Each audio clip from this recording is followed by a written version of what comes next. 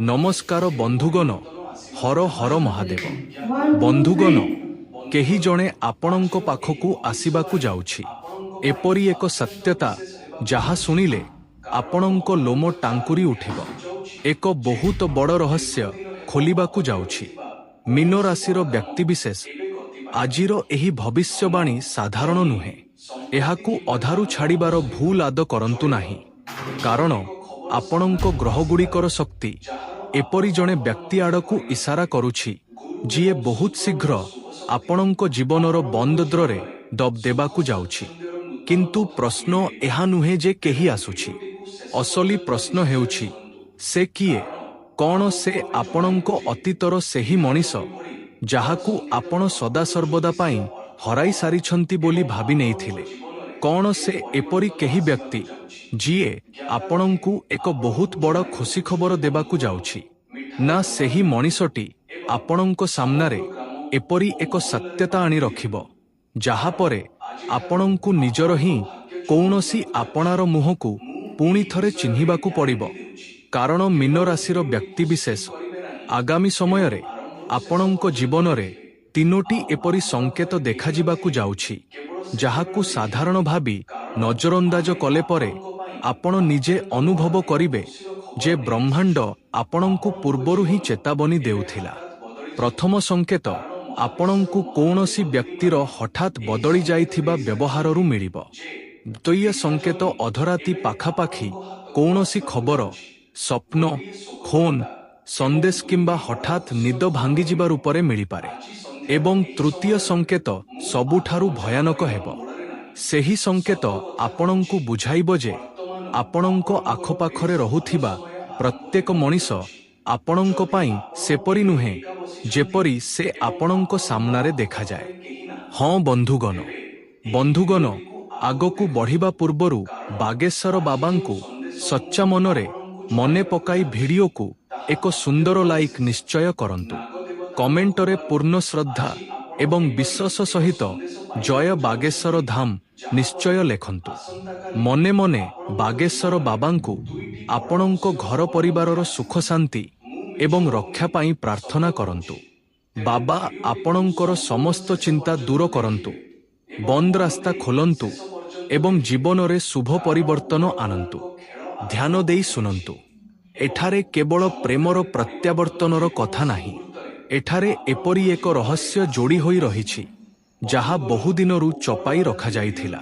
एवं जेतेबेले एही रहस्य सामनाकु आसिब सेतेबेले गोटिए पटे आपणंक हृदयरे पुरुणा क्षेत जाग्रत हेब, आउ अन्य पटे आपणंक संदेह एपरी कौनसी मनीष आड़कु जीव जाहा विषयरे आपण केबे भाबी नथिबे।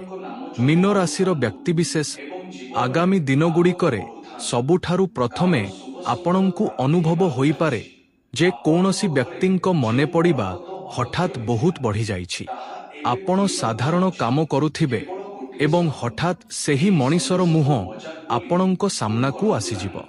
कौनसी पुरुणा गीत सुनाजिब, कौनसी नाम बारंबार नजर आसिब, कौनसी पुरुणा स्थानर कथा मने पड़िब, कौनसी नंबर, कौनसी तारीख, कौनसी शब्द किंबा कौनसी स्वप्न जरियारे अतीत आपणंक सामनारे छिड़ा हेउथिबार देखाजिब। आपण भाबिबे जे एपरी हठात काहींकी हेउछि जाहाकु भूलिबाकु एते समय लागिला। सेही व्यक्ति पुणी थरे मनकु काहींकी आसुछि, किंतु एहा ही प्रथम द्र। कारण आपणंक जीवनर शक्तिरे एपरी संकेत तियारी हेउछि जेपरी कौनसी अधूरा कहानी पुणी थरे तार शेष अध्याय लेखिबाकु आसुछि। किंतु सावधान रुहंतु। मु एहा कहि नाही जे आसुथिबा व्यक्ति केवल प्रेमिक प्रेमिका ही हेबे। कारण कहानी एठारे एक बड़ मोड़ निए। जेउ व्यक्तिंक कथा आपणंकर मने पड़ुछि एवं जेउ व्यक्ति वास्तवरे आपणंक पाखकु आसिबाकु जाउछंती, होई पारे दुहे जणे ही मनीष किंबा एहा भी संभव जे दुहे अलगा अलगा। सेथिपाई भिडियोर शेष पर्यंत आपणंकु एहा बुझिबा बहुत जरूरी जे किए आपणंक आड़कु आगेई आसुछि। मीन राशि जलतत्व राशि बोली धरा जाए। आपणंक स्वभावरे संवेदनशीलता, अंतर्ज्ञान ଏବଂ ଲୋକଙ୍କ ଭାବନାକୁ ନ କହି ବୁଝିପାରିବାର କ୍ଷମତା ବହୁତ ଗଭୀର ଥାଏ। ଯେତେବେଳେ ବୃହସ୍ପତିଙ୍କ ଶୁଭଶକ୍ତି ଆପଣଙ୍କ ଜୀବନର କୌଣସି ବନ୍ଦ ଅଧ୍ୟାୟକୁ ଖୋଲିବାକୁ ଲାଗେ, ଚନ୍ଦ୍ରମା ମନର ଗଭୀରତାରେ ଚପି ରହିଥିବା ଭାବନାକୁ ଜାଗ୍ରତ କରେ, ବୁଧ ପୁରୁଣା ସମ୍ବାଦକୁ ପୁଣି ସକ୍ରିୟ କରେ ଏବଂ ହୁକେତୁ ଭ୍ରମ ତଥା ଲୁଚି ରହିଥିବା ସତ୍ୟ ଉପରେ ଆଲୋକପାତ କରନ୍ତି, ସେତେବେଳେ ଏପରି ପରିସ୍ଥିତି ସୃଷ୍ଟି ହୁଏ ଯେଉଁଥିରେ ବର୍ଷ ବର୍ଷରୁ ବନ୍ଦ ଥିବା କଥା ହଠାତ୍ ସାମ୍ନାକୁ ଆସିପାରେ। ଏବଂ ଏହି ସମୟର ଶକ୍ତି କିଛି ଏପରି ହିଁ ସଙ୍କେତ ଦେଉଛି। ଏପରି ଲାଗୁଛି ଯେପରି ଆପଣଙ୍କ ଜୀବନରେ କୌଣସି ପୁରୁଣା ହିସାବ ଏପର୍ଯ୍ୟନ୍ତ ଶେଷ ହୋଇନାହିଁ। କେହି ଆପଣଙ୍କୁ କିଛି କହିବାକୁ ଚାହୁଁଥିଲା କିନ୍ତୁ କହିପାରିନଥିଲା। କେହି ଆପଣଙ୍କୁ ଛାଡ଼ି ଚାଲିଗଲା କିନ୍ତୁ ସମ୍ପୂର୍ଣ୍ଣ ଭାବେ ଭୁଲି ପାରିନାହିଁ। କେହି ଆପଣଙ୍କ ବିଶ୍ୱାସ ଭାଙ୍ଗିଲା କିନ୍ତୁ ତାର ସମ୍ପୂର୍ଣ୍ଣ ସତ୍ୟତା ଆପଣ କେବେ ଜାଣିପାରିଲେ ନାହିଁ। ଏବଂ କୌଣସି ତୃତୀୟ ମଣିଷ ଏହି ଦୂରତାର ଫାଇଦା ଉଠାଇଲା। ବସ ଏହି ତୃତୀୟ ଚେହେରା ହିଁ ଏହି ପୁରା ଭବିଷ୍ୟବାଣୀକୁ ଭୟାନକ କରିଦିଏ। କାରଣ ଏବେ କାହାଣୀରେ କେବଳ ଆପଣ ଏବଂ ସେହି ପୁରୁଣା ବ୍ୟକ୍ତି ନାହାନ୍ତି, ମଝିରେ କୌଣସି ତୃତୀୟ ବ୍ୟକ୍ତି ମଧ୍ୟ ଦେଖାଯାଉଛନ୍ତି। ଏବଂ ଏହା ହିଁ ଆପଣଙ୍କର ପ୍ରଥମ ବିପଜ୍ଜନକ ସଙ୍କେତ। ଆଗାମୀ ସମୟରେ କେହି ଜଣେ ଆପଣଙ୍କ ସାମ୍ନାରେ ଅନ୍ୟ କୌଣସି ମଣିଷର ଖରାପ କଥା ନେଇ ଆସିପାରେ। ସେ ଆପଣଙ୍କୁ ବୁଝାଇବାକୁ ଚେଷ୍ଟା କରିବ ଯେ ଅମୁକ ବ୍ୟକ୍ତି ଆପଣଙ୍କ ପାଇଁ ଭଲ ନୁହନ୍ତି, ସେ ଆପଣଙ୍କ ବିରୋଧରେ କଥା ହେଉଛନ୍ତି କିମ୍ବା ଆପଣଙ୍କୁ ତାଙ୍କଠାରୁ ଦୂରତା ବଜାୟ ରଖିବା ଦରକାର। ଉପରୁ ତାଙ୍କ କଥା ଆପଣଙ୍କ ହିତରେ ଥିବା ପରି ଲାଗିବ। ସେ ଆପଣଙ୍କ ସାମ୍ନାରେ ଆପଣଙ୍କ ଚିନ୍ତା କରିବେ, ଆପଣଙ୍କୁ ସାବଧାନ କରାଇବେ, ଆପଣଙ୍କ ଶୁଭଚିନ୍ତକ ହେବାକୁ ଚେଷ୍ଟା କରିବେ। କିନ୍ତୁ ମୀନ ରାଶିର ବ୍ୟକ୍ତିବିଶେଷ ଏହିଠାରେ ଆଖି ଖୋଲା ରଖିବେ।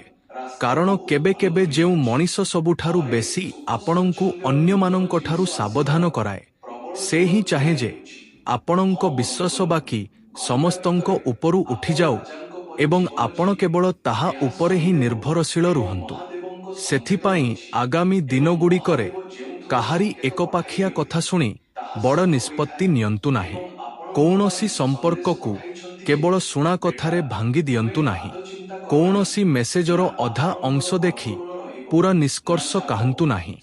କାରଣ ଆପଣଙ୍କ ସାମ୍ନାକୁ ଯେଉଁ ସତ୍ୟ ଆସିବାକୁ ଯାଉଛି, ସେଥିରେ ଅଧା କଥା ଶୁଣି ନିଷ୍ପତ୍ତି ନେଲେ ବହୁତ ଭାରି ପଡ଼ିପାରେ। ଏବେ ଆସୁଛି ଦ୍ୱୟ ବିପଜ୍ଜନକ ସଙ୍କେତ।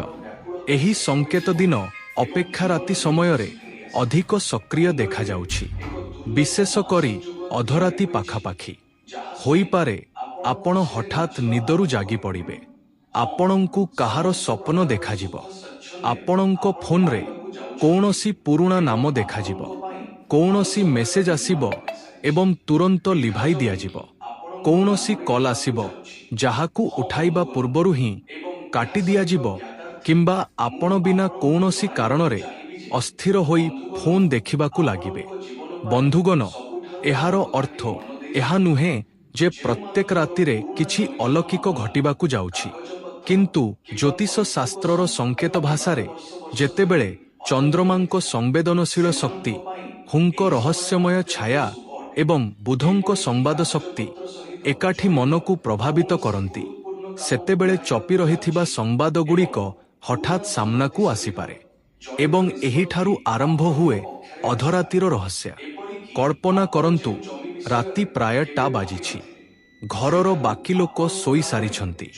ଆପଣଙ୍କ ଫୋନ୍ ହଠାତ୍ ଜଳି ଉଠିଲା। ସ୍କ୍ରିନ୍ ଉପରେ ଏକ ନାମ ଦେଖାଗଲା। ଏପରି ଏକ ନାମ ଯାହାକୁ ଦେଖି ଆପଣଙ୍କ ହାତ ଗୋଟିଏ ମୁହୂର୍ତ୍ତ ପାଇଁ ଅଟକିଗଲା। ଯେଉଁ ମଣିଷ ସହିତ ମାସ ମାସ କିମ୍ବା ବର୍ଷ ବର୍ଷ ଧରି କୌଣସି କଥା ହୋଇନାହିଁ, ସେହି ବ୍ୟକ୍ତିଙ୍କ ଆଡ଼ୁ ମେସେଜ। ହୁଏତ କେବଳ ଦୁଇଟି ଶବ୍ଦ, କଥା ହେବାର ଅଛି କିମ୍ବା ମୋତେ ତୁମକୁ କିଛି କହିବାର ଅଛି, କିମ୍ବା କେବଳ ଶୋଇନାହଁ। ମୀନ ରାଶିର ବ୍ୟକ୍ତିବିଶେଷ, ଯଦି ଆଗାମୀ ସମୟରେ ଏପରି କିଛି ଘଟେ, ତେବେ ଆପଣ ବୁଝିଯିବେ ଯେ ପୁରୁଣା କାହାଣୀ ସମ୍ପୂର୍ଣ୍ଣ ଶେଷ ହୋଇନଥିଲା। କିନ୍ତୁ ରୁହନ୍ତୁ, ଏବେଠାରୁ ଏହା ଭାବି ନିଅନ୍ତୁ ନାହିଁ ଯେ ସେହି ବ୍ୟକ୍ତି ହିଁ ଶେଷରେ ଆପଣଙ୍କ ପାଖକୁ ଆସୁଛନ୍ତି। କାରଣ ତୃତୀୟ ସଂକେତ ଏବେ ବି ବାକି ଅଛି। ଏବଂ ତୃତୀୟ ସଂକେତ ସବୁଠାରୁ ବେଶୀ ଲୋମ ଟାଙ୍କୁରି ଦେବା ଭଳି। ଆପଣଙ୍କ ଜୀବନରେ କୌଣସି ବ୍ୟକ୍ତି ଏପରି ଥାଇପାରନ୍ତି ଯିଏ ଆପଣଙ୍କର ଅନେକ ବ୍ୟକ୍ତିଗତ କଥା ଜାଣିଛନ୍ତି। ଆପଣ କେବେ ତାଙ୍କ ଉପରେ ବିଶ୍ୱାସ କରିଥିଲେ? ଆପଣ ନିଜର ଦୁଃଖ କହିଥିଲେ, ନିଜର ଦୁର୍ବଳତା କହିଥିଲେ, ନିଜ ସମ୍ପର୍କ କଥା କହିଥିଲେ, ନିଜ ଭବିଷ୍ୟତର ଯୋଜନା କହିଥିଲେ। କିନ୍ତୁ ଏବେ ଧୀରେ ଧୀରେ ଆପଣଙ୍କୁ ଅନୁଭବ ହେବ ଯେ ଆପଣ କହିଥିବା କିଛି କଥା ସେହି ଲୋକଙ୍କ ପାଖରେ ବି ପହଞ୍ଚୁଛି ଯାହାଙ୍କୁ ଆପଣ କେବେ କହିନଥିଲେ। ଆପଣ ଭାବିବେ, ଏହି କଥା ବାହାରକୁ ଗଲା କିପରି? ଏହି ବ୍ୟକ୍ତି ମୋ ଯୋଜନା କିପରି ଜାଣିଲେ? ଯେଉଁ କଥା ମୁଁ କେବଳ ଜଣେ ମଣିଷକୁ କହିଥିଲି, ତାହାର ଆଲୋଚନା ତୃତୀୟ ବ୍ୟକ୍ତି କିପରି କରୁଛନ୍ତି? ଏହା ହିଁ ତୃତୀୟ ବିପଜ୍ଜନକ ସଂକେତ ହେବ। ଏବଂ ଏହି ସଂକେତ ପରେ ହିଁ ଲୁଚି ରହିଥିବା ଶତ୍ରୁର ମୁହଁ ଧୀରେ ଧୀରେ ସାମ୍ନାକୁ ଆସିପାରେ। ବନ୍ଧୁଗଣ, ଶତ୍ରୁ ସବୁବେଳେ ସାମ୍ନାରୁ ଲଢ଼ୁଥିବା ବ୍ୟକ୍ତି ନୁହେଁ। ଅନେକ ସମୟରେ ସେ ଆପଣଙ୍କ ପ୍ରଶଂସା କରେ, ଆପଣଙ୍କ ପ୍ରତ୍ୟେକ ପୋଷ୍ଟ ଦେଖେ, ଆପଣଙ୍କ ଖୁସିରେ ହସେ, ଆପଣଙ୍କ ଦୁଃଖରେ ସହାନୁଭୂତି ଦେଖାଏ। କିନ୍ତୁ ଭିତରେ ଭିତରେ ତାକୁ ଆପଣଙ୍କ ଉନ୍ନତିରେ କଷ୍ଟ ହୁଏ। ଆପଣଙ୍କ ସମ୍ପର୍କ ସୁଧୁରିବା ତାକୁ ପସନ୍ଦ ଆସେ ନାହିଁ। ଆପଣଙ୍କ ଆର୍ଥିକ ସ୍ଥିତି ସୁଧୁରିଲେ ତାକୁ ଅସ୍ଥିରତା ଲାଗେ। ଆପଣଙ୍କୁ ନୂଆ ସୁଯୋଗ ମିଳିଲେ ସେ ମୁହଁରେ ହସେ। କିନ୍ତୁ ଭିତରେ ପ୍ରଶ୍ନ କରେ, ଏହାକୁ ହିଁ କାହିଁକି? ରାହୁଙ୍କ ଛାୟା ଏପରି ଲୋକଙ୍କର ପ୍ରକୃତ ଉଦ୍ଦେଶ୍ୟ ବିଳମ୍ବରେ ଦେଖାଏ। ଯେତେବେଳେ କି ଶନି ସତ୍ୟକୁ ଡେରିରେ ହେଉ ପଛକେ ବହୁତ ସ୍ପଷ୍ଟ ରୂପରେ ସାମ୍ନାକୁ ଆଣିବାର କ୍ଷମତା ରଖନ୍ତି। ସେଥିପାଇଁ ମୀନ ରାଶିର ବ୍ୟକ୍ତିବିଶେଷ ଏହି ସମୟରେ ଆପଣଙ୍କୁ ନିଜ ଆଖପାଖ ଲୋକଙ୍କ ଶବ୍ଦ ଅପେକ୍ଷା ତାଙ୍କ ବ୍ୟବହାରକୁ ପଢ଼ିବାକୁ ପଡ଼ିବ।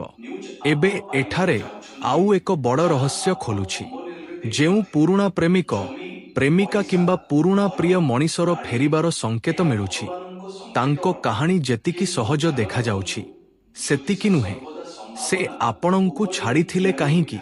କ'ଣ ସତରେ ସେ ନିଜ ଇଚ୍ଛାରେ ଯାଇଥିଲେ? କ'ଣ ତାଙ୍କ ଉପରେ ପରିବାରର ଚାପ ଥିଲା? କ'ଣ କୌଣସି ତୃତୀୟ ବ୍ୟକ୍ତି ଭୁଲ ବୁଝାମଣା ସୃଷ୍ଟି କରିଥିଲେ? କ'ଣ ଆପଣଙ୍କ ବିଷୟରେ ଏପରି କିଛି କଥା ତାଙ୍କୁ କୁହାଯାଇଥିଲା ଯାହା ସତ ନଥିଲା? କିମ୍ବା ସେ ନିଜେ କୌଣସି ଭୁଲ କରିଥିଲେ ଏବଂ ଏବେ ଦୀର୍ଘ ସମୟ ପରେ ତାଙ୍କୁ ତାହାର ଅନୁତାପ ହେଉଛି? ପରିବାରରେ ମଧ୍ୟ କୌଣସି ପୁରୁଣା ବିଷୟକୁ ନେଇ ଆଲୋଚନା ଆରମ୍ଭ ହୋଇପାରେ।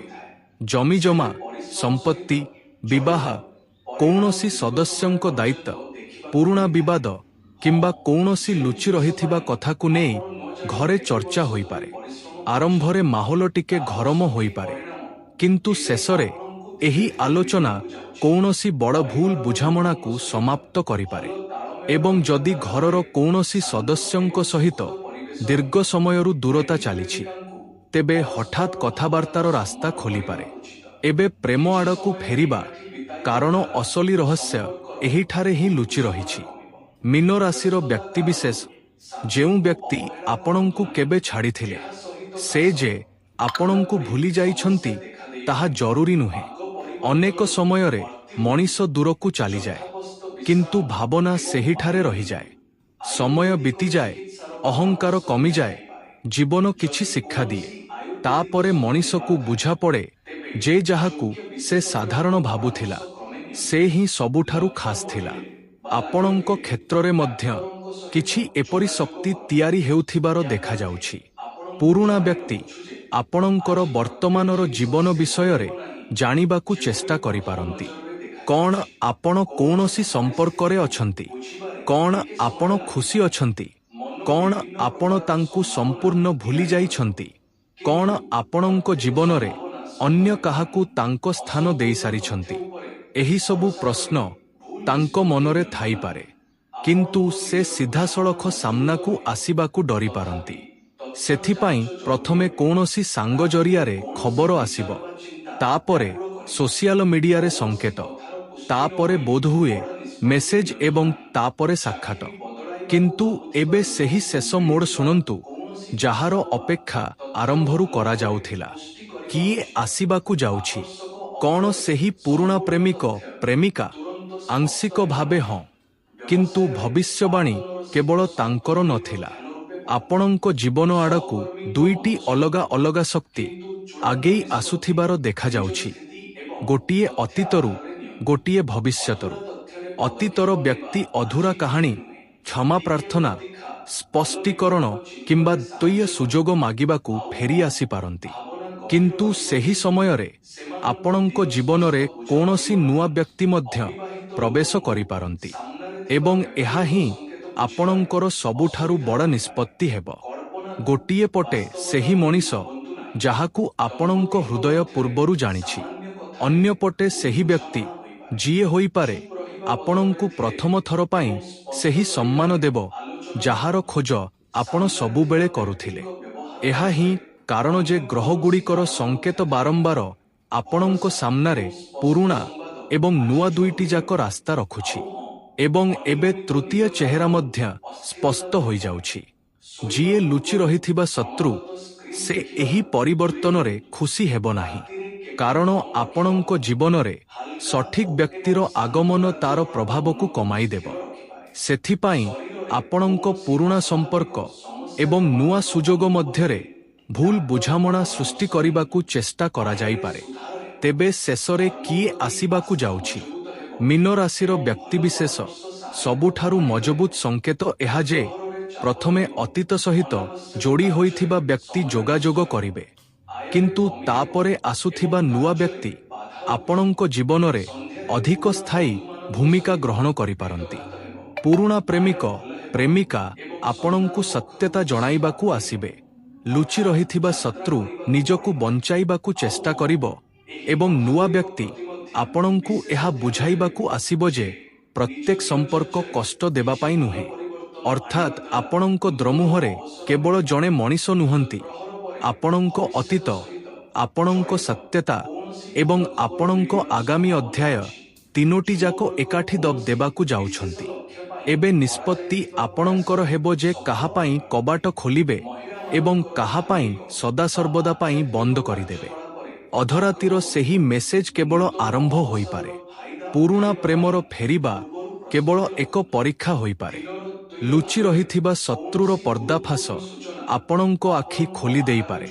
କିନ୍ତୁ ଶେଷରେ ଯେଉଁ ବ୍ୟକ୍ତି ଆପଣଙ୍କ ଜୀବନରେ ସମ୍ମାନ, ସ୍ଥିରତା ଏବଂ ସଫା ଉଦ୍ଦେଶ୍ୟ ନେଇ ଆସିବେ, ସେ ହିଁ ସେହି ମଣିଷ ହେବେ ଯାହାଙ୍କ ଆଡ଼କୁ ଏହି ପୁରା ଭବିଷ୍ୟବାଣୀ ସଂକେତ କରୁଥିଲା।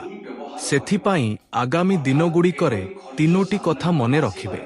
ହଠାତ୍ ଆସୁଥିବା ମେସେଜକୁ ନଜରଅନ୍ଦାଜ କରନ୍ତୁ ନାହିଁ, କିନ୍ତୁ ତୁରନ୍ତ ବିଶ୍ୱାସ ବି କରନ୍ତୁ ନାହିଁ।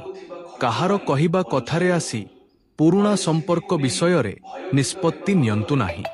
ନିଜର ବ୍ୟକ୍ତିଗତ ଯୋଜନା ପ୍ରତ୍ୟେକ ବ୍ୟକ୍ତିଙ୍କ ସହିତ ସେୟାର କରନ୍ତୁ ନାହିଁ। ନିଜ ମନକୁ ଶାନ୍ତ ରଖନ୍ତୁ। ରାତିରେ ଶୋଇବା ପୂର୍ବରୁ କିଛି ମିନିଟ୍ ଈଶ୍ୱରଙ୍କୁ ସ୍ମରଣ କରନ୍ତୁ। ଗୁରୁବାର ଦିନ ନିଜ ସାମର୍ଥ୍ୟ ଅନୁସାରେ କୌଣସି ଅଭାବୀ ଲୋକଙ୍କୁ ହଳଦିଆ ଜିନିଷ କିମ୍ବା ଭୋଜନ ଦାନ କରିପାରନ୍ତି। ଏବଂ କୌଣସି ବି ବଡ଼ ନିଷ୍ପତ୍ତି ନେବା ପୂର୍ବରୁ ଅତି କମ୍ରେ ଗୋଟିଏ ରାତି ଭାବିଚିନ୍ତି ନିଷ୍ପତ୍ତି ନିଅନ୍ତୁ। କାରଣ ମୀନ ରାଶିର ବ୍ୟକ୍ତିବିଶେଷ ଆଗାମୀ ସମୟ ଆପଣଙ୍କୁ କେବଳ ଜଣେ ବ୍ୟକ୍ତି ଦେବାକୁ ଯାଉନାହିଁ। ଏହା ଆପଣଙ୍କୁ ଲୋକଙ୍କୁ ଚିହ୍ନିବାର ନୂଆ ଦୃଷ୍ଟିକୋଣ ଦେବାକୁ ଯାଉଛି। ଯିଏ ଠକିଛି ତାର ମୁହଁ ସାମ୍ନାକୁ ଆସିବ। ଯିଏ ଛାଡ଼ିଥିଲା ସେ ଉତ୍ତର ଦେବାକୁ ଫେରି ଆସିପାରେ। ଏବଂ ଯାହାକୁ ଆପଣଙ୍କ ଜୀବନରେ ବାସ୍ତବରେ ସ୍ଥାନ ମିଳିବା କଥା, ତାଙ୍କ ଆସିବାର ରାସ୍ତା ମଧ୍ୟ ଖୋଲିପାରେ।